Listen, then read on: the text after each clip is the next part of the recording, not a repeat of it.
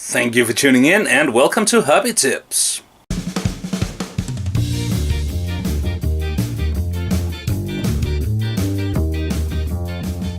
So, Red Versa asked in a comment under this week's errand update if I could do some tutorials on basing.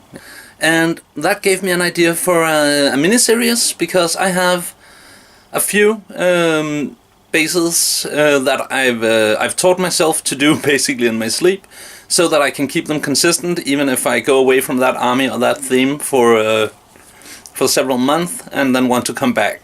I also like to do bases just for a certain miniature to make it stand out by itself. If it's a character for an RPG and stuff like that. But as Duncan says, you should base it in the same way as the rest of your army, even if he rarely shows us how he wants to do that basing. So in this series, I'm gonna go one base type per episode and talk a bit about why and how, and then of course show you a tutorial on how I do that specific base.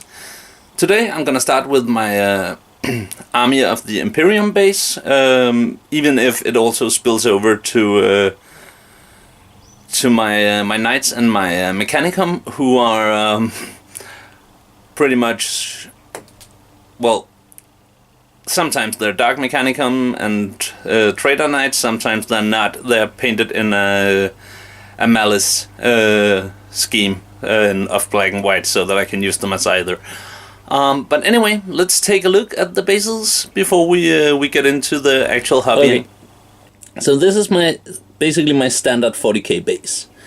It is kind of concrete looking, and yet I do use some tuft just for variation. And these here are the simplest version of them. I find it really important that when you do army basing, that you make up a scheme where you can turn it up and down depending on time and importance of the character. All these are pretty speed painted models, and therefore they've also only received the standard base loadout, which is concrete and a bit of tuft. Also notice the rim of the base is kept consistent, even if I actually kind of regret my choice of that exact color. I like that it's the same all around the army. And the other dreadnought here, I've just added a bit of scrap and a Space Marine helmet, just for a bit of variation. That dreadnought is actually one of the first models I painted with this scheme, along with the Terminator over here, while the other three were painted last week. So you can see it's pretty consistent, even though there are years between them, which I find to be really important. Also, a great way I find to turn them up and down are these small green toxic pools. I'll get into those in the next episode, because I use them on all my Nurgle bases and only on some of my Imperium bases. But I find that they can add some nice contrast to an otherwise more or less bland model. And also the skull white really merges well with most Imperial forces, so that is why it's in there. Can't really see it, but oh, you can see it much better on this one. This is just green stuff spread out on the base before I add the sand, and then simply I've cut in for some tiles and painted them metal, and I think that breaks it up really well too. So I might actually go back to do that more. I have it on some of my older models, mainly the Inquisition Force.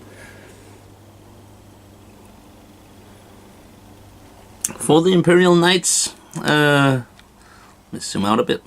For the Imperial Knights, I obviously had a lot more room to work with, so I tried to theme them a bit more. This one, I added the corpse, noticed the orc skull, and then proceeded to add some orc glyph plates and an extra Dark Angel helmet to give the idea of him being in a battle between orcs and Dark Angels.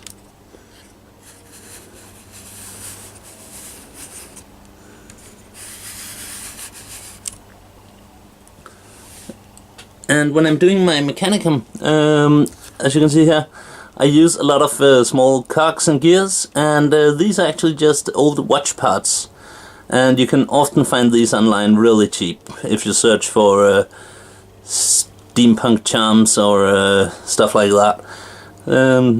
Just don't search for them as basic material, that raises the price quite a lot. And I think they work wonders for the Mechanicum feel. And the other night I took some more time to add some different stuff, and this one, the big one there, is actually just the tank you find on the back of the regular Knights. I think we can see it here, and I simply just took some Instamalt, pushed it over, made a green stuff copy, and glued it down there. And I think that gives a pretty good dramatic effect, and shows us where all this green stuff is coming from. So yeah, this is a few examples of how I scale this 40k base up and down. Take more time on these ones, while these ones are done in no time at all. So let's get up to the workbench and have a look at how they're done. Right, we have a 32mm base for our example here, and usually I have the model on already, but unpainted when I do this. But just to make it possible for you to see what's going on, we're gonna keep it like this, and then whoop, zoom in so you can see what I'm doing. So first of all, what I do is I take some white glue. This is the Games Workshop stuff, but I really recommend you just go to the hardware store and get a nice big bottle of cheap white glue, PVA glue, wood glue, and usually I also use a palette, but since we're just doing the one base, this should be fine. Then I just grab a brush that have seen better days and are tired of living, and proceed to spread out the glue. If you have a model on the base, it's often a good idea to water down the glue a bit, just so you can get close to the feet without messing them up.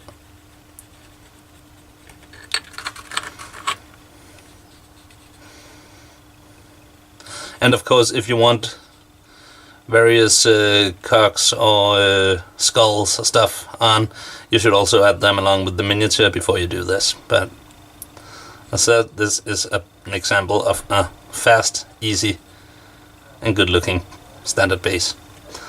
Bit much glue there actually, but never mind that. Then what I do is I take some Games Workshop hobby sand. I like this because it is finer than the stuff I can just go out and pick up for free, and I got this really cheap, but I'll understand if people don't want to spend that much on sand. And if that's the case, I suggest you just either go to the model train store or pick up some sand at a what do you call it? Children's playground. That's the word I'm looking for. So, whoop. Just use your fingertip to remove the stuff around the edge.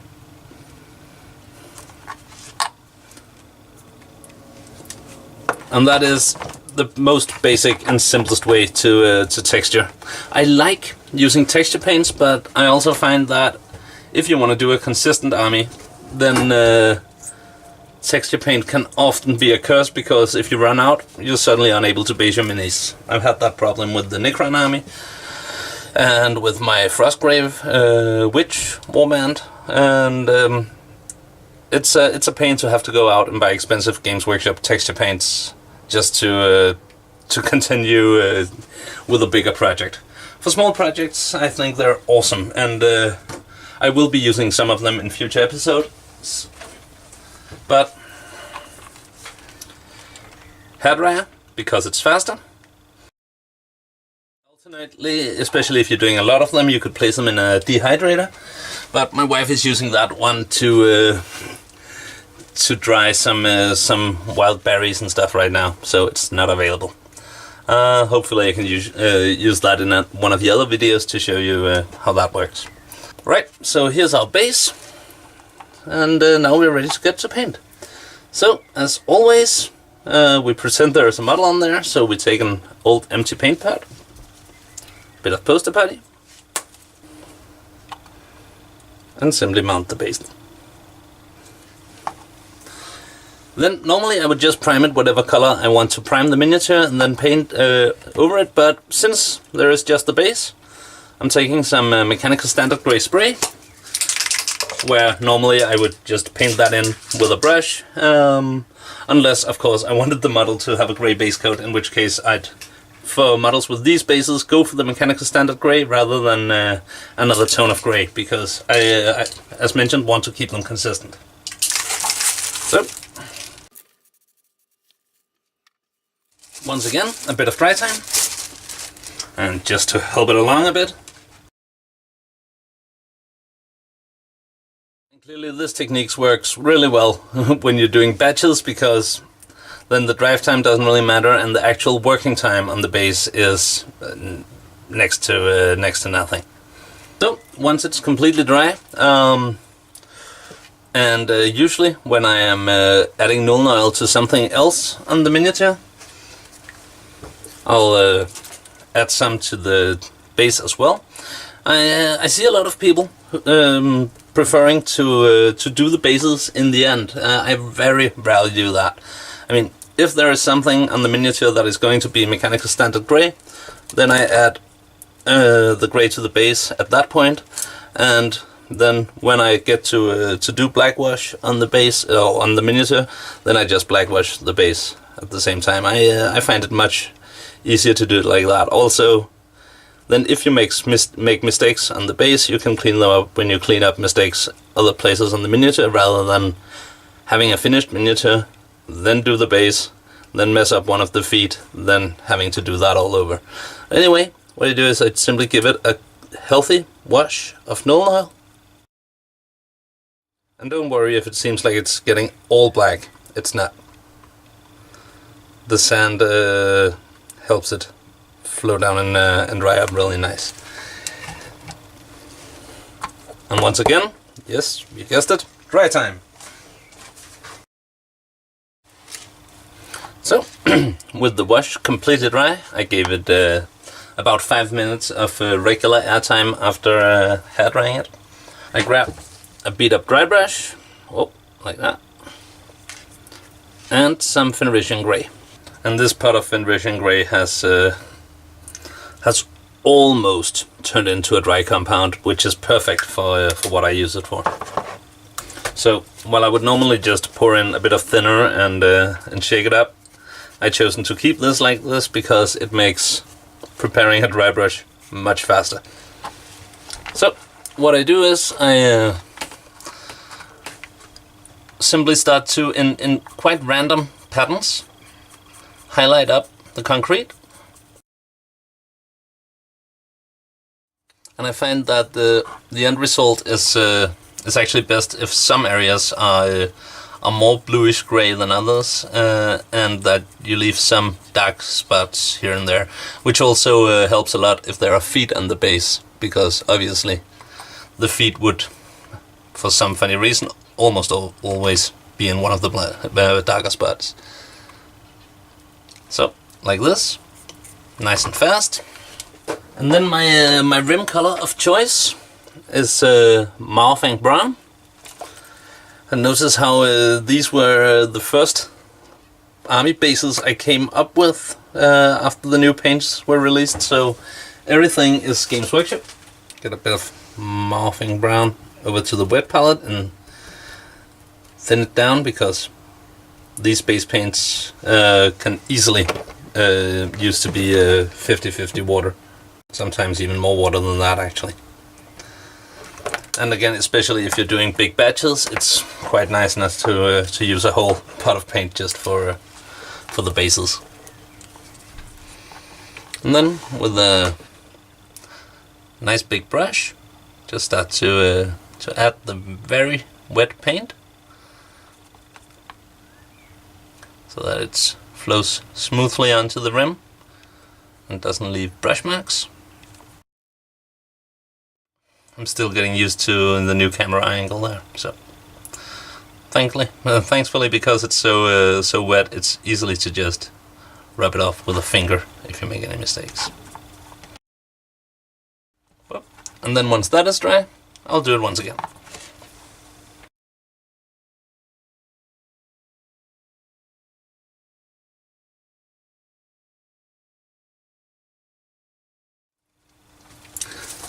And then, as a finish touch, even on the most basic and fast bases, I add some Army Painter's Wintertuft. And the reason I chose Wintertuft is that it has no funky, spacey colors in it whatsoever. They have some with snow in it, I think it's called Tundra, and they have some with a lot of black in it called Swamp. And looking around, I decided that that one was the best one for what I'm going for, which is mainly dead grass that's been bursting through concrete and then not finding the sun on the other side. And what I usually do is I just rip them apart into smaller tufts. If you buy the newer ones, they come on some large, nice sheets where they're much more spread apart compared to the old ones. So they are placed like this.